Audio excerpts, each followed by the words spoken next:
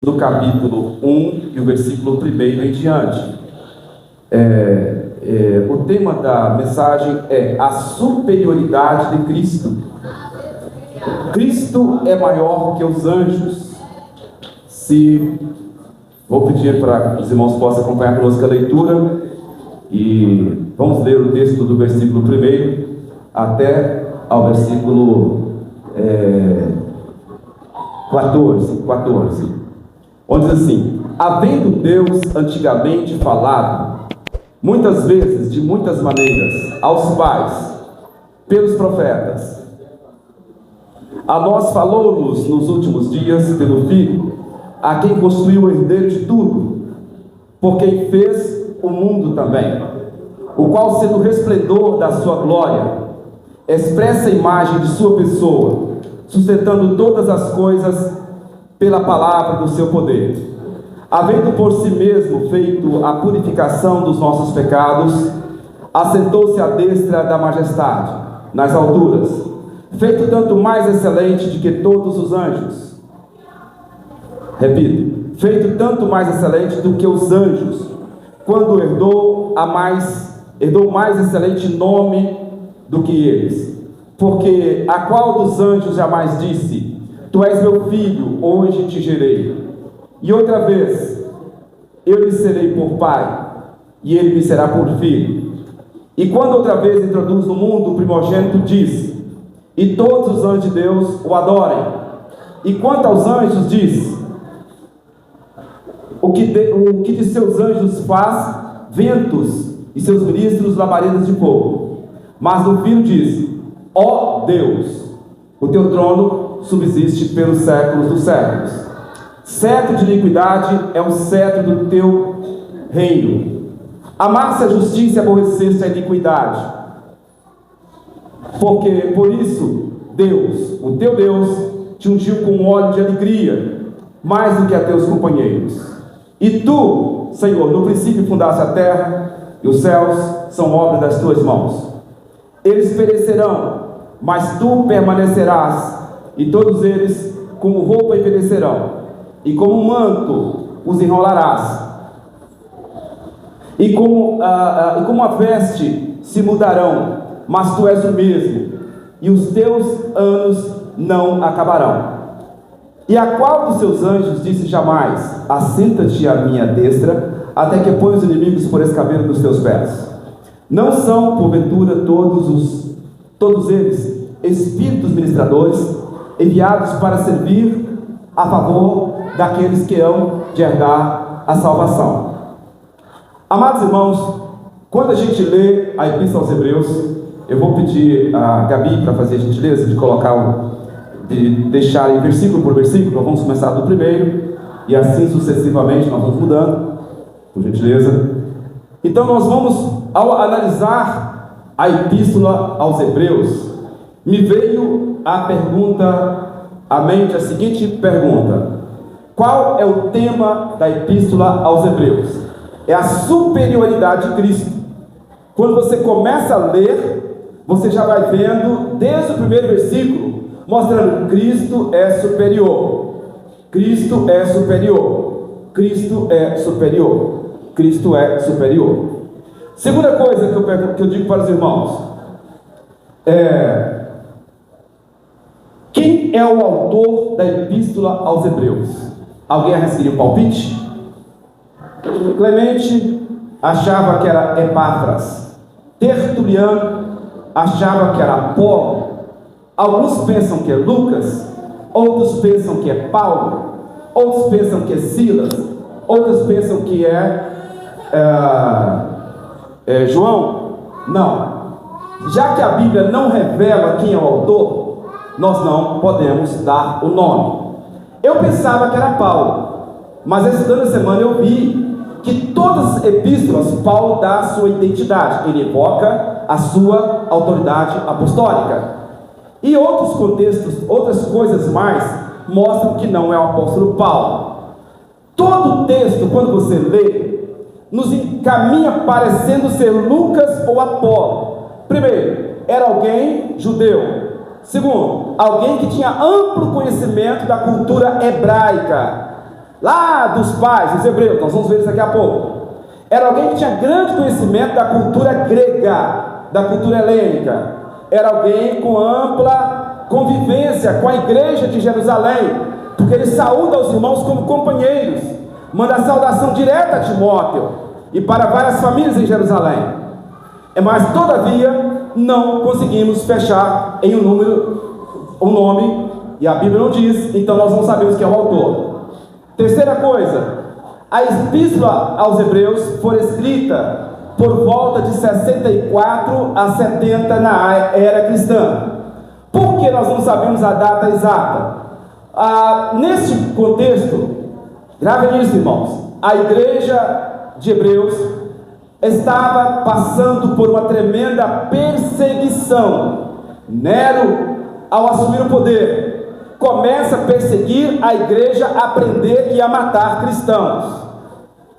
Ele não sabia que a lição ainda, que o cristianismo é assim: se mata um, aparece 10, se mata 10, aparece 100, se mata 100, aparece 1000, porque o dono da obra é o Senhor Jesus Cristo, e ela não vai parar.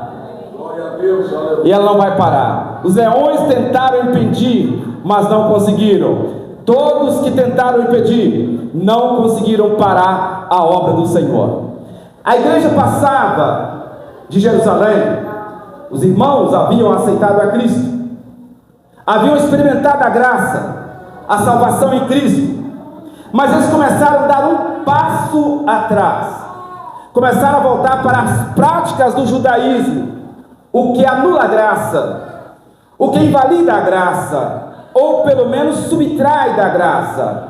Irmãos, a graça de Cristo é suficiente, não precisa de apetrecho, não precisa de amuleto, não precisa de complemento.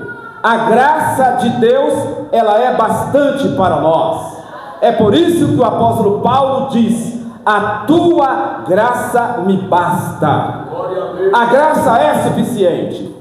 Então os irmãos começaram a voltar para as práticas do judaísmo, que eram a guarda do sábado, as recomendações de alimentação, não pode comer isso, não pode comer aquilo. Voltaram à circuncisão. Eles começaram a ser perseguidos, começaram a ser humilhados em suas comunidades.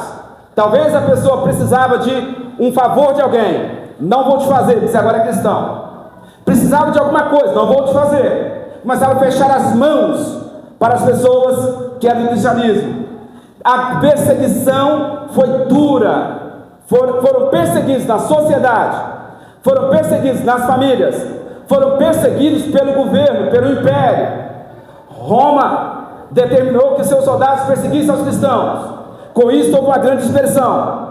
Mas saiba de uma coisa, irmãos, eles começaram, então alguns começaram a fraquejar na fé, começaram a voltar às velhas práticas, porque não estavam suportando a perseguição. Mas deixa eu dizer uma coisa para os irmãos: se você está passando por lutas, se você está passando por provações, e parece que você não vai suportar, esse negócio de ser crente está pesado, esse negócio de ser crente não é fácil, essa tal história de ser crente está difícil para mim. No meu trabalho estou sendo perseguido, na minha rua sou criticado, na escola eu sou zombado, na sociedade eu sou apontado. Não importa a luta que você está passando, saiba de uma coisa: a graça do Senhor nos basta. Ela é suficiente para te sustentar, para te fortalecer e te guardar até o arrebatamento da igreja. Glória ao Senhor das alturas. Tudo isso estava acontecendo com a igreja, quando então alguns começaram a retroceder. A perseguição era grande. Daí o escritor aos Hebreus, ao tomar ciência da situação, manda uma carta para aquela igreja.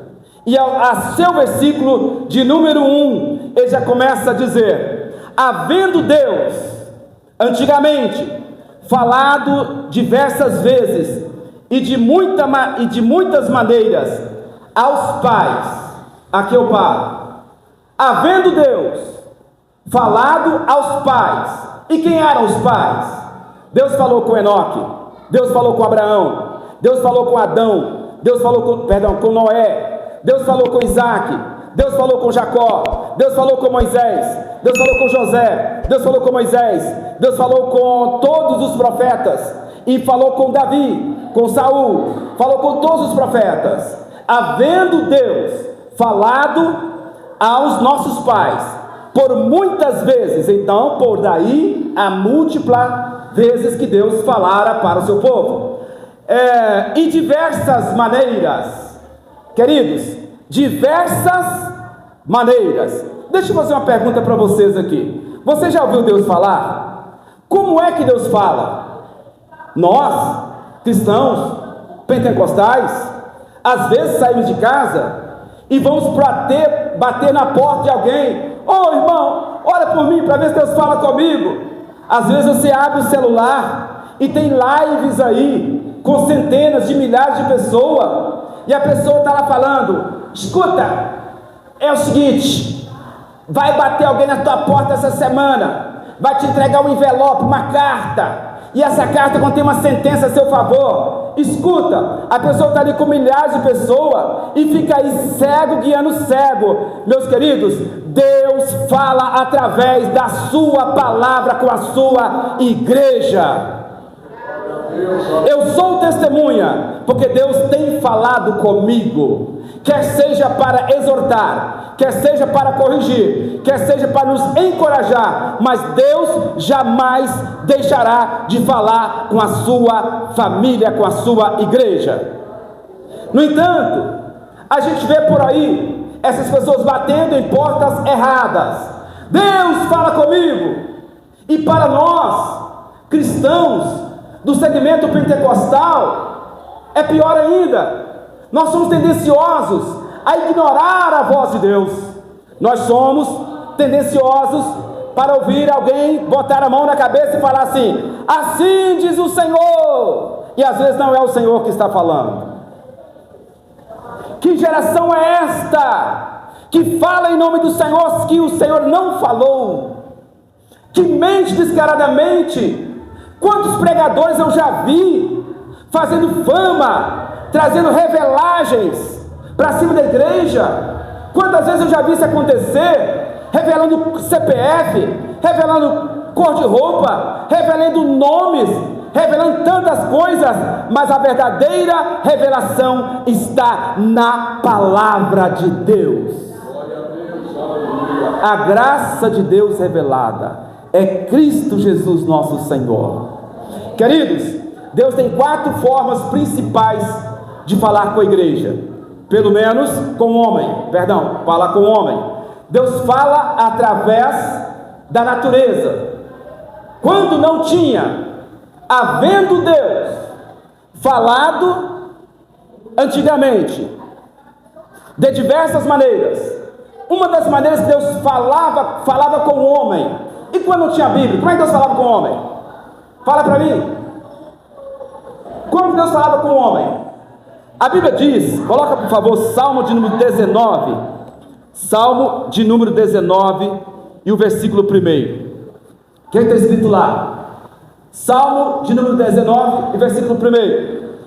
As maneiras que Deus fala conosco, Ele fala através das natureza, das obras da sua criação. Os céus declaram ou manifestam a glória de Deus, e o firmamento anuncia a obra das suas mãos. Por favor, continua até o 7.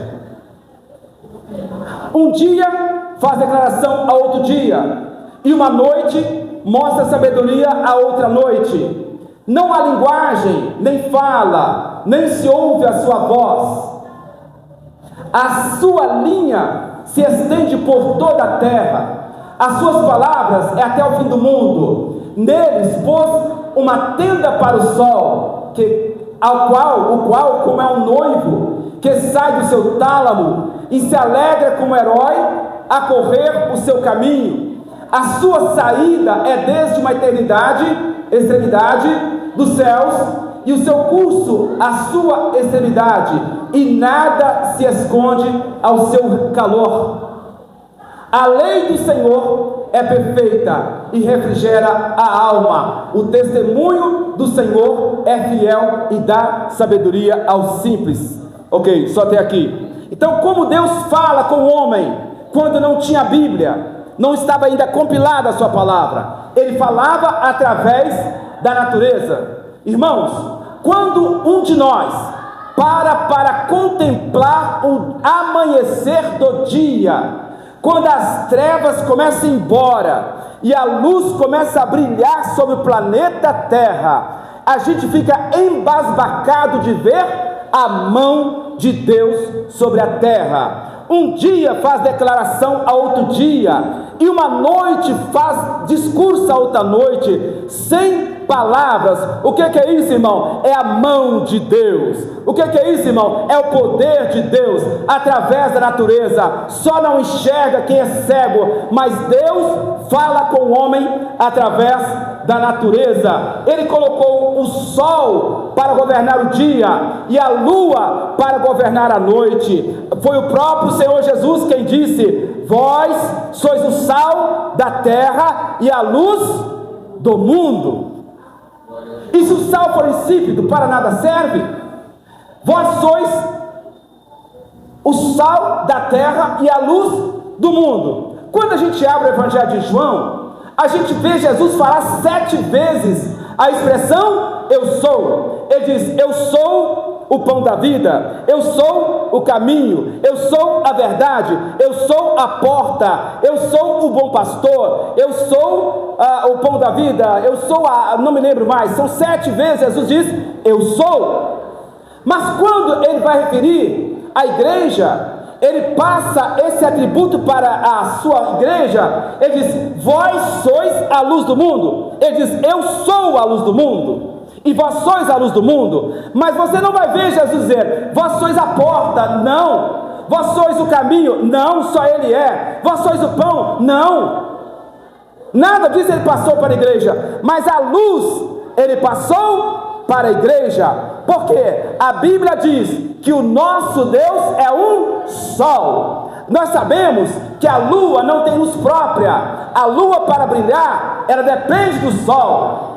O sol bate na lua e a lua reflete a luz, e dependendo da posição que a lua está, ela vai brilhar menos ou ela vai brilhar mais, pelo menos aos nossos olhos. Jesus usou a linguagem para que pudéssemos entender. Meu querido, nesta noite eu quero falar para você uma coisa: nós não temos luz própria, nós dependemos do sol. Nenhum de nós brilha por conta própria, mas nós somos como a lua, como as estrelas. À medida que a luz do sol bate em nós, nós refletimos a glória de Deus na nossa vida. E tem um detalhe mais: dependendo da posição que a lua está, ela brilha mais ou brilha menos. Qual é a sua posição diante de Deus nessa noite? Se você estiver mal posicionado, você vai brilhar pouco. Mas se você estiver bem posicionado, a sua luz vai brilhar ao ponto de que o mundo vai enxergar Cristo na sua vida. Aquele ali brilha porque não tem luz própria, mas ele tem a luz que resplandece sobre as trevas, a luz do sol da justiça, a luz do nosso Senhor Jesus Cristo. Aleluia. Uma das maneiras que Deus fala com o homem é através da natureza. É muito cético o homem olhar para a natureza e não compreender a glória de Deus. Eu estava observando outro dia na casa da minha mãe. Tem um vaso de planta que ele estava assim num canto, e lá não tinha pouca luz. E à medida que aquela planta foi crescendo, ela foi curvando, irmão Adalberto. Ela foi se inclinando,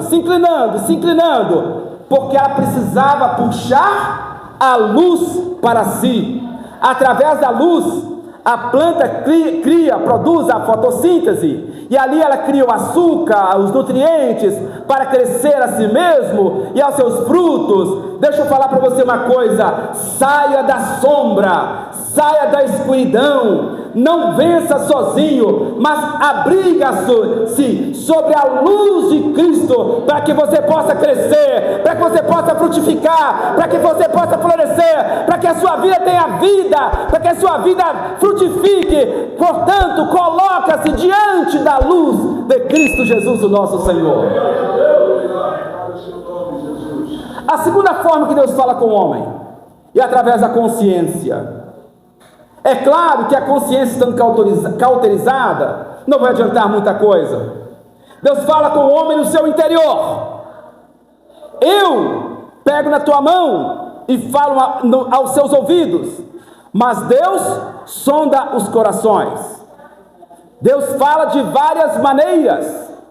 Deus fala com o homem lá dentro da penitenciária. Deus fala com o homem no hospital. Deus fala com o homem onde ele estiver, porque eu pego a sua mão, mas Deus é quem pega no seu coração.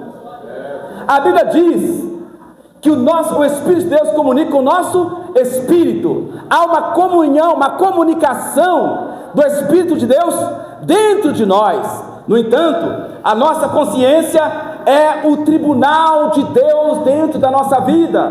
O homem pode ser matuto de tudo, mas ele tem noção do que é o certo, do que é o errado, porque dentro dele tem uma consciência. A terceira forma que Deus fala conosco, Deus fala através da sua palavra. Nós vemos aqui no versículo que a lei do Senhor, Salmos 19, versículo 7, a lei do Senhor, ela é perfeita.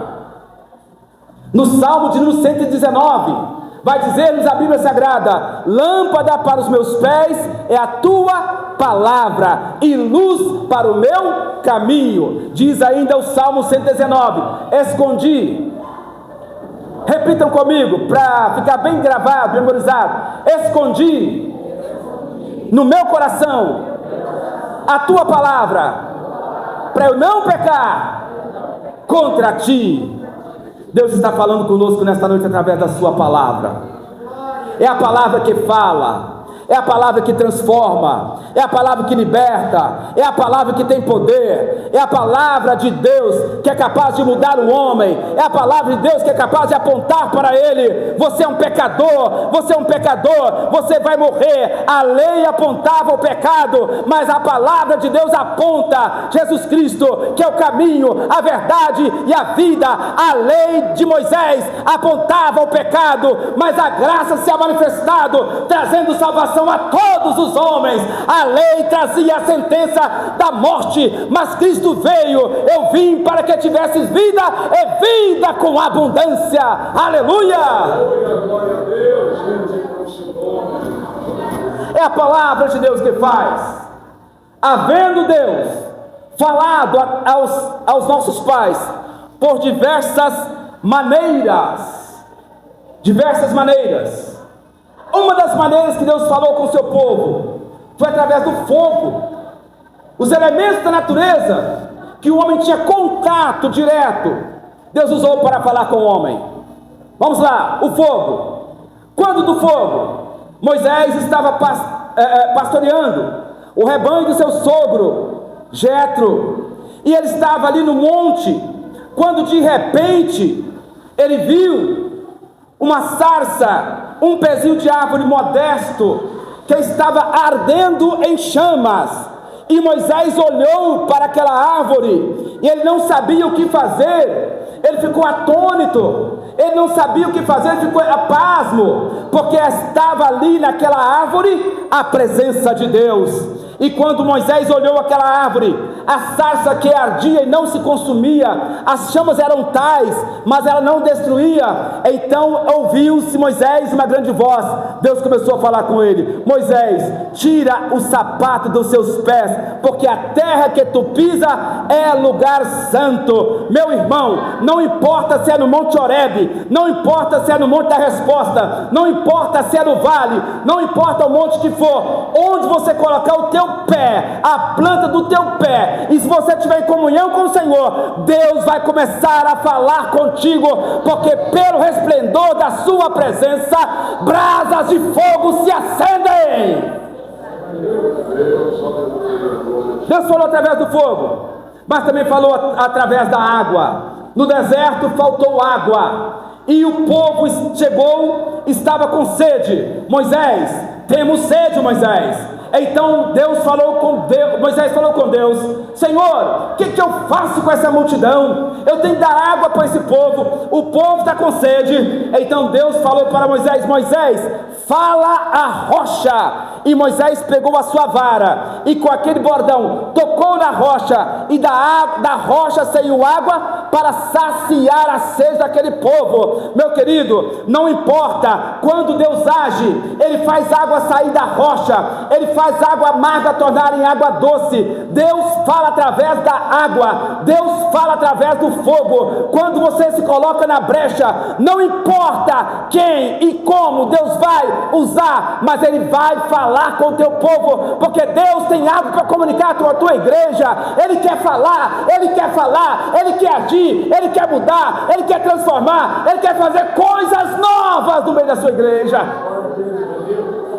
Oh, Moisés, Elias estava no Monte Carmelo. Ali ele teve uma experiência também com o fogo. Deus falou através do fogo.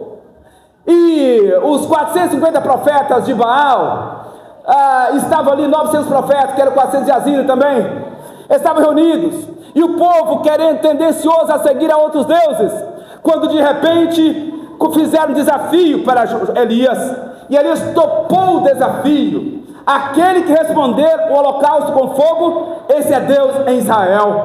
Então Elias organizou o altar, como é conhecida a igreja, e orou ao Deus do céu, e ele clamou ao Senhor: manda fogo do céu e mostra para esse povo que há Deus em Israel. E quando Elias orou, o fogo desceu, queimou o holocausto, queimou a lenha, queimou as pedras, lambeu a água que estava na vala ao redor, e o nome do Senhor foi glorificado mais uma vez naquele lugar.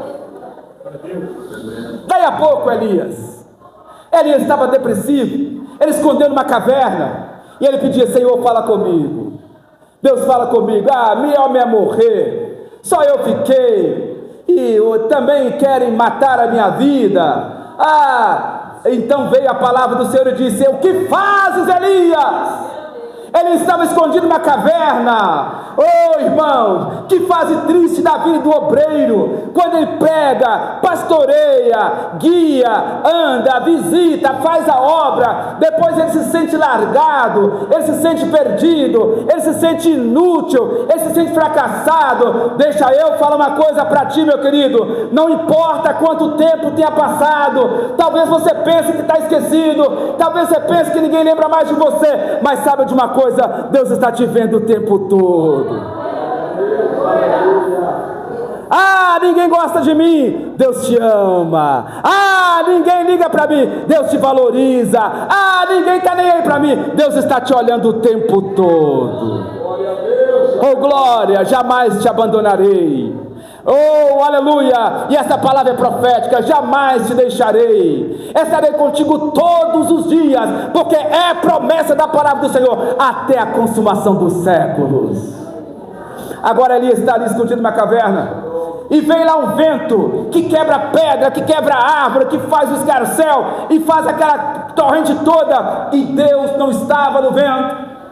Veio um terremoto, Deus não estava no terremoto. Veio o fogo, dessa vez Deus não estava no fogo. Mas o que veio por último? Uma brisa suave, e Deus começa a falar com Elias. Oh glória, Deus tem as suas formas de falar com o seu povo. Eu não sei qual é a forma que Deus vai usar para falar contigo, mas a sua palavra fala conosco todos os dias da nossa vida. Glória a Deus. Vamos seguir com o versículo. Deus falou de muitas maneiras aos pais, pelos profetas, e nos falou nos últimos dias pelo Filho. Dá uma olhada na letra F de Filho. Qual a forma que está ali? Maiúscula. Quando se refere ao título de Jesus, a palavra sempre vai vir com a inicial em maiúsculo.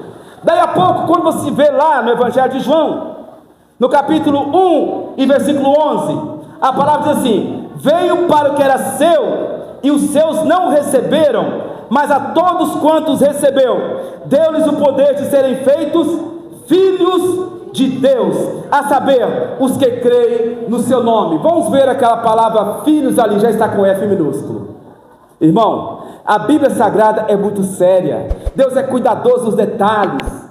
Agora, irmãos, o que mais interessante é que a Bíblia diz que Deus mandou o seu Filho, Evangelho de João 3,16, por favor, porque Deus amou o mundo de tal maneira que deu seu Filho unigênito, para que todo aquele que nele crê não pereça, mas tenha a vida eterna. O que é Filho unigênito? A única único gênero, o unigênito de Deus, é o único Filho que Deus tem. Havendo Deus nos falou nos últimos dias pelo seu Filho, estando Deus na sua glória, diz o apóstolo Paulo em Filipenses, no capítulo 2, versículo 5 em diante, de sorte que haja em vós o mesmo sentimento que houve em Cristo Jesus, o qual sendo igual a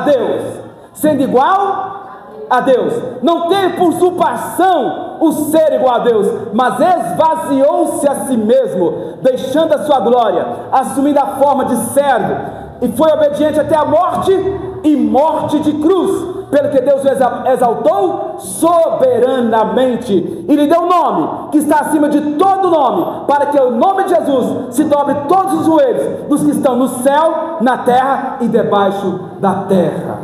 O Filho é superior a todos os profetas. Nem Adão, nem Moisés, nem Davi, nenhum dos profetas, nem Moisés. Jesus é superior a todos os profetas.